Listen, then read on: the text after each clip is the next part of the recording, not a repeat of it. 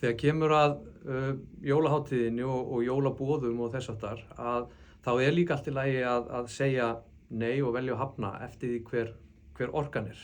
Stundum getur verið gott að minnka boðin og hafa þá færri eða frekar reyna að láta bjóða sér í boð heldur en að vera að halda stór matarboð sjálf. Og kannski er þetta þá breyta líka því hvernig matarboðin eru. Maður þarf kannski ekki að elda allt frá grunni og maður þarf kannski ekki að vera með eins miklar veislur. En það er líka mikilvægt að finna tíma inn í allri jólaönninni í það að hvílast og það er mjög mikilvægt að passa upp á það að ofkeyra sig ekki yfir hátíðirnar. Því að okkur hættir það til þegar álagið er mikið og streitan að við gleymum því sem við vitum að gerir okkur gott. En það er mikilvægt að halda áfram að bæði halda rútínunni og eins líka hvíla sig inn á milli og kunna líka að segja nei. Það er líka mikilvægt.